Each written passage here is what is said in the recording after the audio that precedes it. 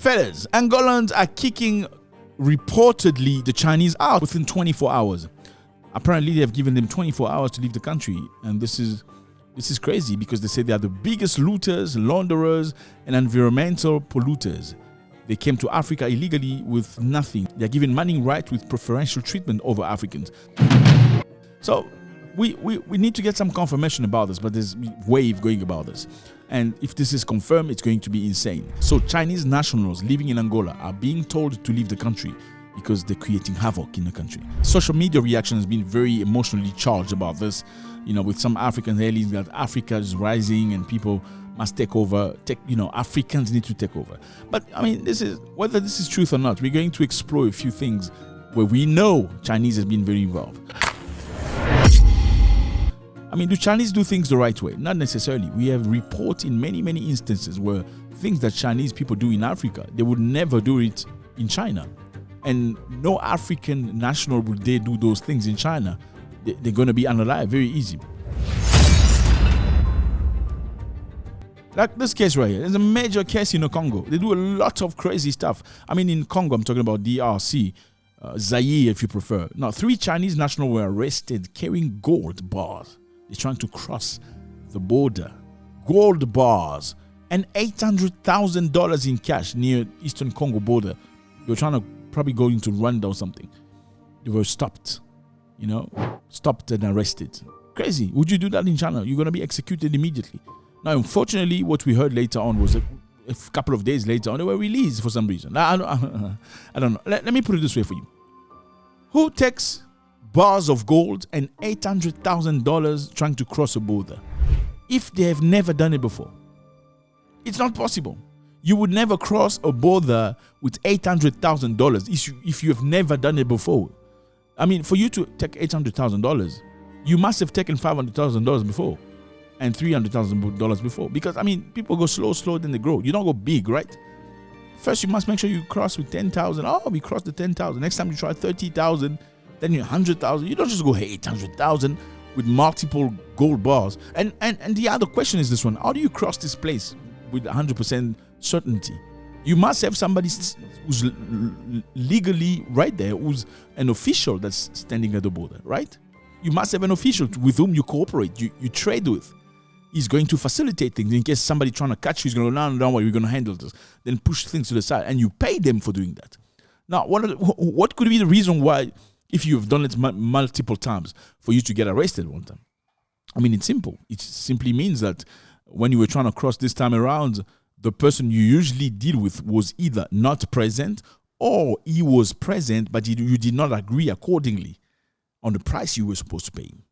Therefore, he went to accuse you. It can only be that. So it's not just the Chinese. Somebody enabling them to do all these things. In Malawi, 2 Chinese nationals alongside Malawian geologists are under investigation right now for criminal trespass of a rare earth mine site. Rare earth is very, very necessary. GPS data suggests this was intentional, raising national security concern. Rare earth is very important. That is what Donald Trump is trying to sign a contract with Ukraine for, for technology, for the future, for satellite, for missiles. How are the Chinese people finding themselves in that sector with geologists looking at exploring how? Obviously, the geologists, some of them were Malawians. So it brings us together again. Black people are ready for anything, for money. I'm sorry, money will separate them. You're trying to push black together, put money before. I'm telling you, one is going to get so. It's as simple as that. Thomas Sankara, you remember this guy? Yeah, he was unalived by his best friend. He's very bad. Even he said, if this guy trying to unalive me, there's nothing you can do about it because he knows everything about me. The very day you hear that Blay is diligently preparing a coup against me, there will be absolutely no point in trying to oppose it or even attempting to warn me. That would mean it's too late and that it will be unstoppable.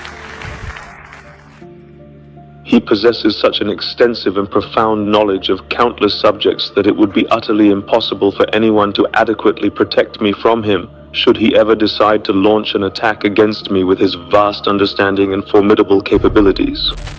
Well, what separated him? The guy wanted to be president on behalf of Thomas Sankara. It's a power. You want to separate black people, put power and money between them. Well, environmental disaster in Zambia from the Chinese. The Chinese owned copper mine discharged an estimated 50 million liters of toxic water, contaminating the Kafue River with arsenic, cyanide, uranium, and many other heavy metals. Crazy.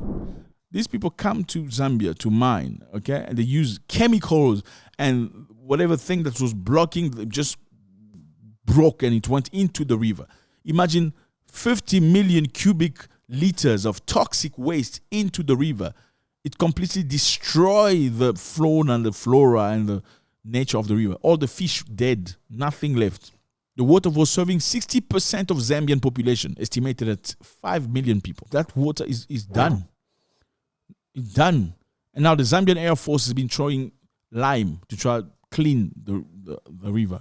You know, throwing lime, bombarding lime into the water, hoping that it's absorbed all the chemical. These are the Chinese. Go do that in China, my bro. Go try to do that in China. You never survive. And this is not limited to that. Let's go to Ghana. In Ghana again, I mean, Chinese nationals have been repeatedly implicated in destructive and regulated mining operations. And these activities result in water pollution, land degradation. They arm cocoa farms. They destroy things. They don't give a continental about you. I'm not even going to talk about what they do in places like Zambia. I mean, there was a restaurant in Zambia where a couple went. There was a Chinese and an African guy. The African guy was Zambia. This is Zambia. Now, they went to a restaurant that's supposed to be Chinese restaurant in Zambia. Well, they allowed his wife in. They refused him in because no black people is allowed. Two other guys were in front of us. They went in, these Chinese nationals. They went in. So when my wife and I were going in, there was this lady behind the counter.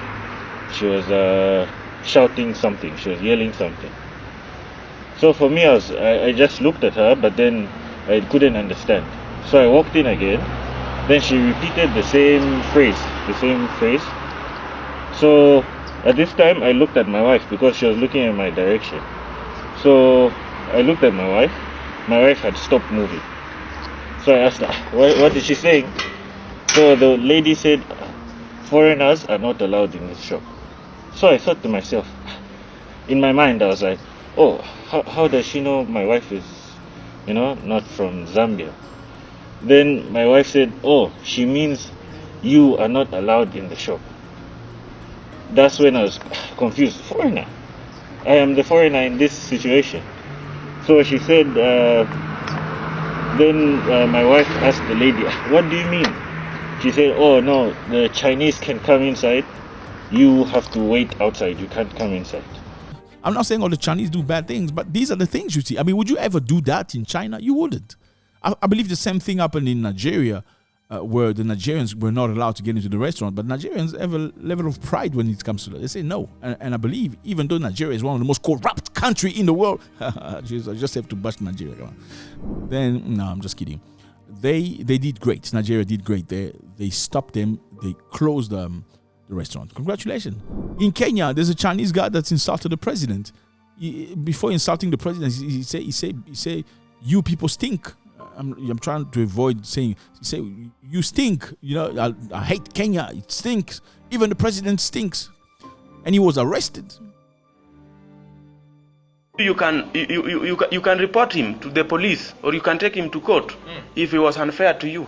Yes. Why are you diverting your anger to me? Really? Yeah. It's like you are punishing me. Because you are Kenyan. So you are punishing me because I'm... Everyone, every Kenyan, even Anna, this is all the Kenyans, like a monkey. Even Uhuru, Kenyatta, all of them. It's like a monkey? Yeah, sure. The president of this country? Yeah, sure. You can go to court and tell me who has the evidence. Kenyans like an actor. Congratulations to Kenya again. He was arrested and sent back to his country by force because he disrespected the nation. Like, what are you doing here if we stink? Go back to your shithole place also. That's what it is, fellas. God bless.